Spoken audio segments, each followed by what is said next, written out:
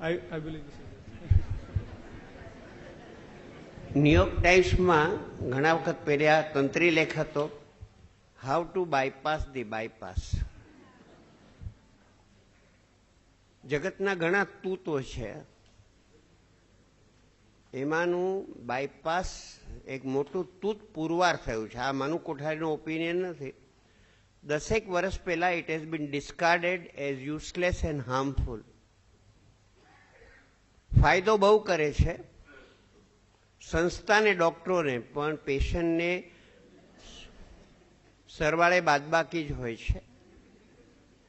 છેલ્લા 10 વર્ષની control trial have not shown any advantage of bypass over ordinary treatment, which is also not treatment. ફક્ત દુકાનો લગાડીને આ લોકો બેઠા છે, એટલે હવે દુકાન બંધ કરવાની તાકાત નથી. 1977માં મને કહેવામાં આવેલું કે મનુ કેન્સરની કંઈ દવા નથી, છે જ નહીં, પણ એટલો બધો મોટો વેપાર છે કે અમે લોકોને સાચું કહેવા તૈયાર નથી. અને જ્યાં સુધી દર્દી પોતાની માંદગી પોતાના હાથમાં નહીં લે, તમારો ભય ને અમારો વૈભવ ભેગા દોડે છે, એટલું સમજજો. અને જ્ઞાનની દ્રષ્ટિએ દર્દી ડાક્ટર કરતા મોટો છે, કારણ કે દર્દીને અનુભવ છે, ડાક્ટરને ફક્ત માહિતી છે. દર્દી મારો ગુરુ છે, હું દર્દીનો બોસ નથી. મને કંઈ જો કંઈ નાનું મોટું જ્ઞાન છે. અને આર્થર બ્લૂમફિલ્ડ, અત્યારે અમેરિકામાં ગેરદવાઓ આપવાથી જે મૃત્યુઓ થાય છે એનો આંકડો કાર એક્સિડન્ટ કરતાં વધી ગયો છે. અને આર્થર બ્લૂમફિલ્ડ, જેને પોતાને પર્સનલ ડોક્ટર બે ટ્રેજેડી થયેલી, એણે એમ કીધેલું કે દરેક હોસ્પિટલમાં એક બોર્ડ મૂકો, there are a few whom we can help, but there is none whom we cannot harm. There are a few whom we can help. There are none which can. મારા 6 ભાઈઓમાંથી 4 heart એટેકથી મરી ગયા છે. અમારે તો બહુ strong family history, 2 નાના અને 2 મોટા. મેં મારો ECG પણ કઢાવ્યો નથી. અને પેલો રુસ્તમ જાલ વકીલ મરતા મરતા કહી ગયો, the ECG machine has done more harm than the atom bomb. 1 મહિના પહેલા હતું ટાઈમ્સમાં કે ECG is useless and harmful, કારણ કે ડાઉટ ન હોય ત્યાંથી ઉભો કરે છે. પેલું ફૂસફૂસ્યું બ્લડ પ્રેશરનું હું 210, 110 10 વર્ષથી મેન્ટેન કરું છું. મેં ગોળી ખાધી નથી, માયપું નથી. અને ચેકઅપ કરવા જાવ છો, checkup clinic is a magical place. Person walks in, patient walks out. Oh, ક્યા બાત.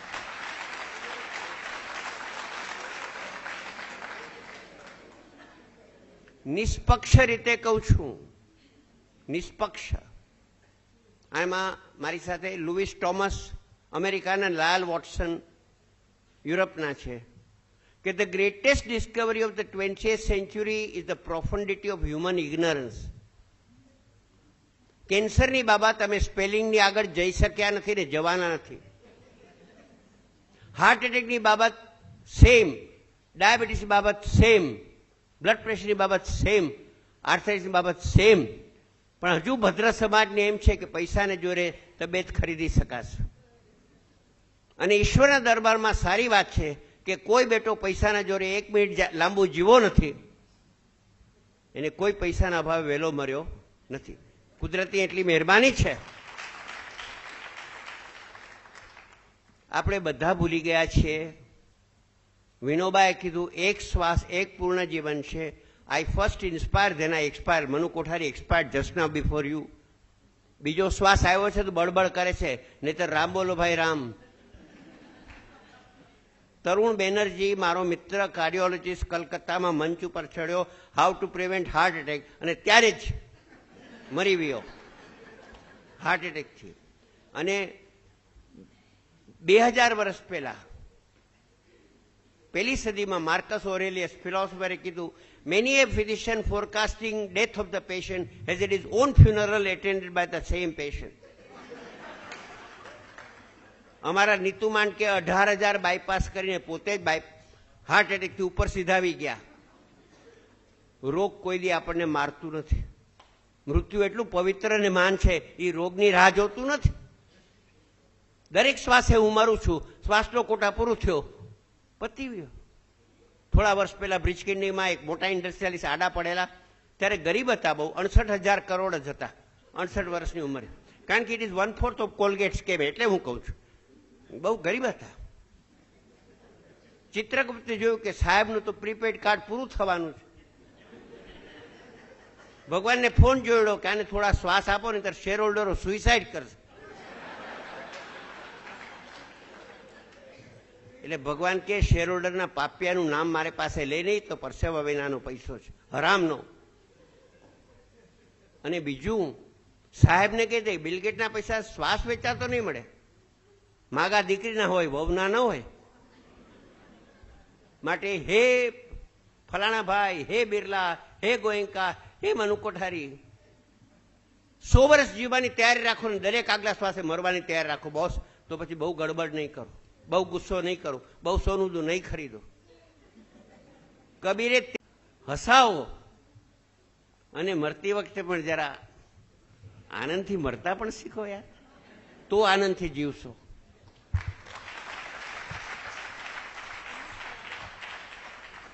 મને હા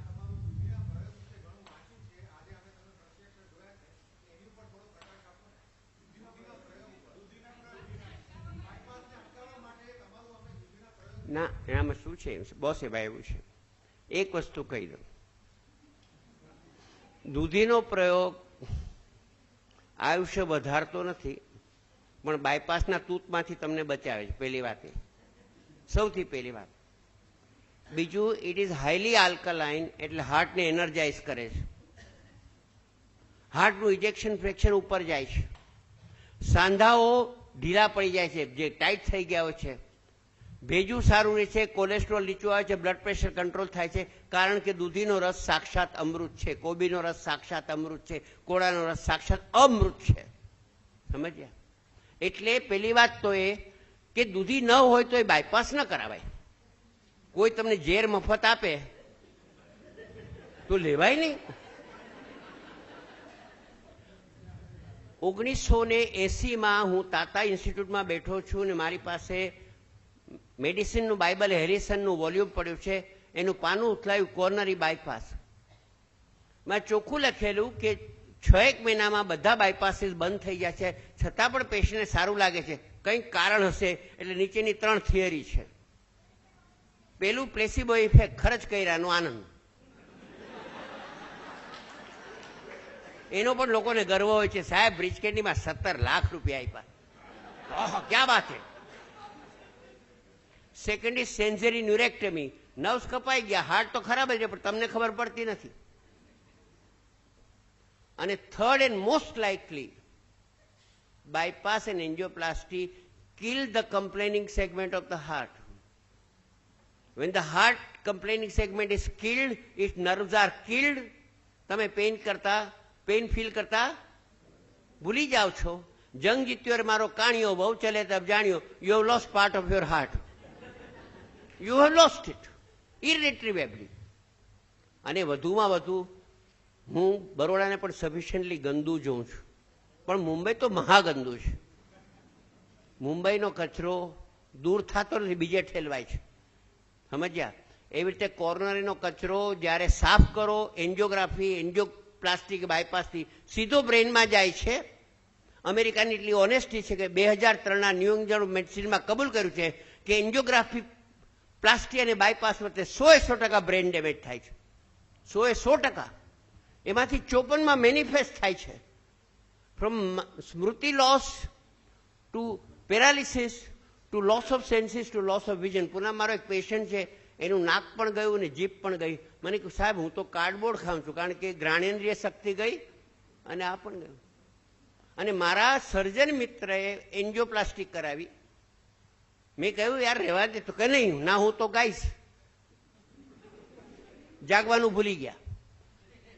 એન્જિયોપ્લાસ્ટી પછી વેકઅપ સેન્ટર ડિસઅપિયર. ખાઈને સૂઈ જાય તો ગુજરાતી ભાષામાં કહે તો પોદરા જેવા થઈ ગયા. પછી આલ્ઝાઇમર શરૂ થયું પથારીમાં, અને એને 10 ગોળી આપતા હતા, કારણ કે ડાયાબિટીસ, હાઇપરટેન્શન, કોરોનરી. મેં એની ડોક્ટર દીકરી તું આટલી દવા કેમ આપત? તો કે ડાક્ટર એમ કે છે કંઈક થઈ જશે. કંઈક થવા દે યાર. દવા વિડ્રો કરી, પછી 4.5 વર્ષ કાઢ્યા. બોસ, તમારો શ્વાસનો કોટા સિલેક્ટ હશે ને કોણ તમને મારવાનું છે, અને શ્વાસનો કોટા સિલેક્ટ કરી કોણ તમને જીવાડવાનું છે. પણ તમારા અમારા ઉપર ડબલ આશીર્વાદ છે.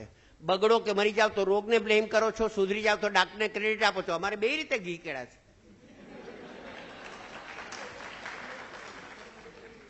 એટલે એક વસ્તુ કહું, 76માં મેક્સિકોના વિનોબા ભાવે મારું કેન્સરનું પુસ્તક રિલીઝ કર્યું. એમાં લખેલું આ પુસ્તક દ્વારા સામાન્ય માણસ કેન્સર ઉપર એક્સપર્ટ થઈ જશે, કારણ કે કોઈ બેટો એક્સપર્ટ છે જ નહીં. નથી તો નથી. એવી રીતે એક મારવાડી પેશન્ટ આવેલી કલકાથી, બહુ પૈસાદાર. ઘણા લોકો પૈસાથી પીડાતા હોય છે. હાર્ટનો પ્રોબ્લેમ લઈને આવી. મેં કીધું madam you don't need bypass. મને કે 11 કાઢ્યું તો you are the first one to tell me કે બાયપાસની જરૂર નથી. મેં કીધું આ ક્ષેત્રમાં બધા જ ગધેડા છે. હું કબૂલ કરું છું કે હું ગધેડો છું. બાકીના 10ની પાસે એ નૈતિક હિંમત નથી કે કહી દે કે કંઈ નથી યાર. બાયપાસમાં કોને ખબર છે? કોઈને ખબર નથી. એન્જિયોપ્લાસ્ટી, સ્ટેન્ટ, અને શું વેપલો, શું ધંધો, અને કેટલું. How old is bypass? 1899થી આ સ્ટન્ટ શરૂ થયો છે. તમને ઇતિહાસ ખબર છે? અત્યારે 113 વર્ષ થઈ ગયા બાયપાસની ઘાલમેલ ચાલે છે, અને વાણિયા ફેરવી તોડ, કંઈક નવું, કંઈક નવું, કંઈક નવું. અને તમે બધા એટલા પૈસા ખખડતા હોય છે. અને બીજો પેશન્ટ ઉપર જુલમ હોય તો સગાવા લાવવાનું. ઓહો, 2 રીતે. નહીં કરાવી જ નાખ. અરે પણ પેલો નથી, નહીં કરાવી જ નાખ. તમારે કેન્સરની ટ્રીટમેન્ટ લેવી પડશે, નહીં હું નહીં બોલું. પછી મારે કેવું પડે કે ટ્રીટમેન્ટના લગ્ન તમારા વર સાથે થાય, તમારી સાથે થતા ને. અને પેલું ખાવા બેસે તો જુએ જરા ઘી વધુ લીધું. અરે ઘી તો કઈ ઝેરી દવા ખાવ 14-15, ઘી ના ખવાય? શું વાત છે? કેનો ન્યાય છે? રોટલી ઘીમાં બોડીને ખાતા શીખો.